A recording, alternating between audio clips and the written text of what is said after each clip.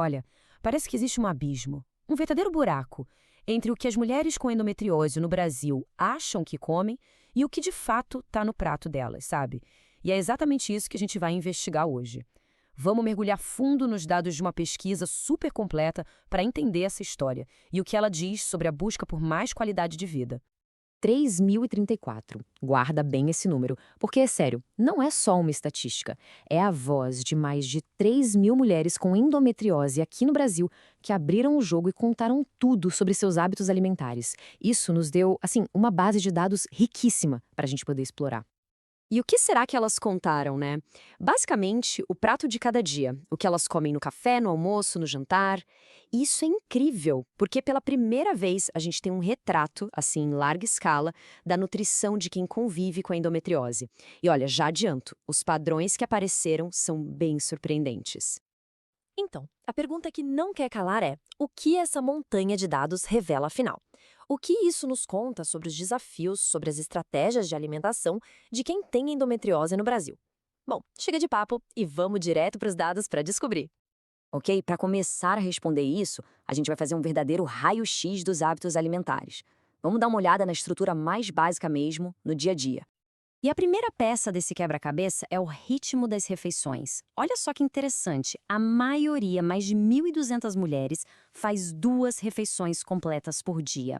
Logo depois vem um grupo grande também, com 930, que faz 3.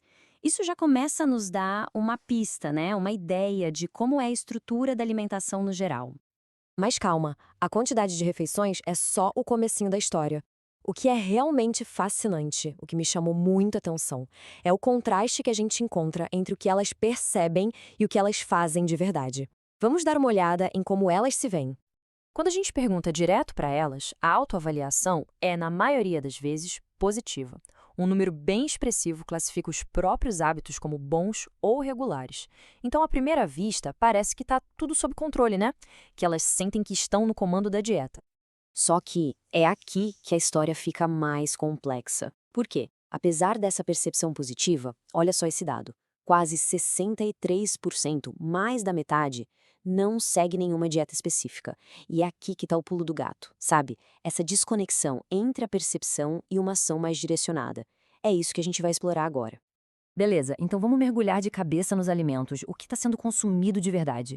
Quem são os aliados, aqueles alimentos que ajudam, e quem são os possíveis vilões que aparecem no cardápio do dia a dia? Vamos começar pelo lado bom da história. A gente vê sim um esforço claro para seguir uma alimentação mais anti-inflamatória.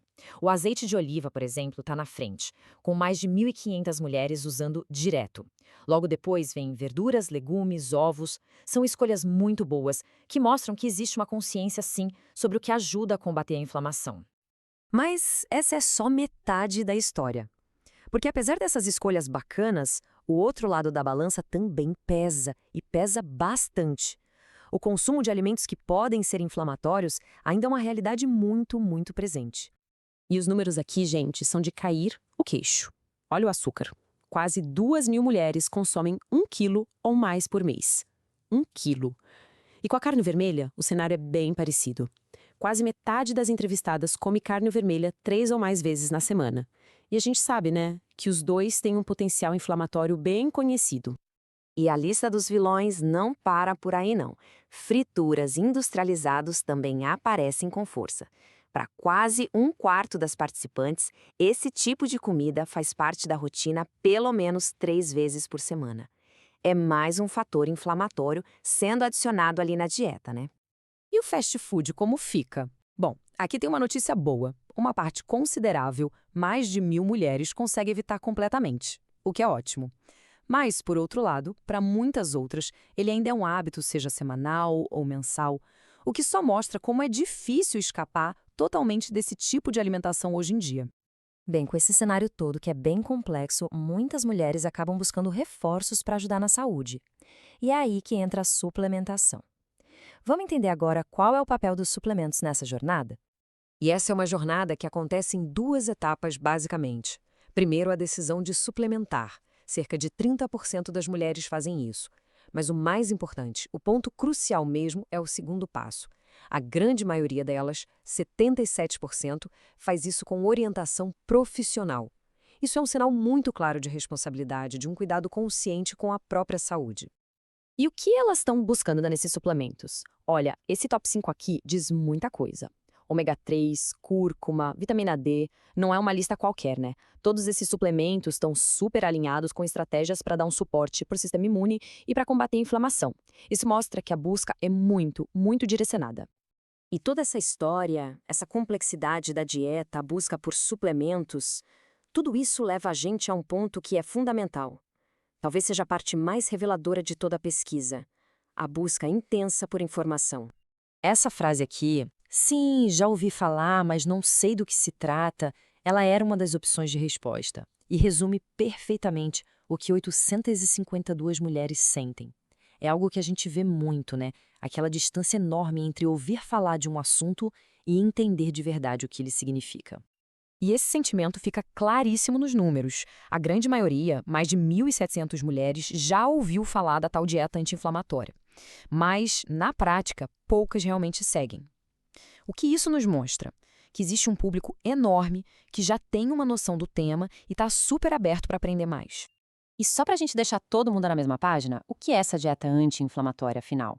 De forma bem simples, é um jeito de comer focado em diminuir a inflamação crônica no corpo. A estratégia é bem direta: priorizar comida de verdade, aquilo que faz bem, e limitar ao máximo o que pode piorar a inflamação.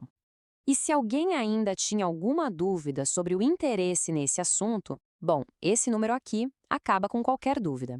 Para mim, é o dado mais forte de toda a pesquisa.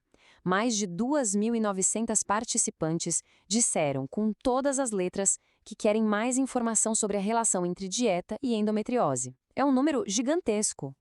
E como elas preferem receber esse conhecimento todo? Porque o formato importa, e muito. Vídeos com especialistas estão lá no topo da lista. Mas olha que interessante, logo em seguida vem canais bem diretos, como mensagem no celular e e-mail. Ou seja, a demanda é clara, conteúdo de qualidade, mas que seja fácil de acessar. E com isso, a gente meio que volta para o começo, né? Para esse paradoxo. De um lado, a gente tem uma consciência enorme sobre o assunto e um desejo gigante por mais informação. Do outro, uma prática do dia a dia que ainda está em uma luta constante contra os alimentos inflamatórios. Então, a grande pergunta que fica no ar é: como a gente fecha essa conta? Qual é o próximo passo para transformar tanto interesse em uma mudança de hábito que seja real e que dure?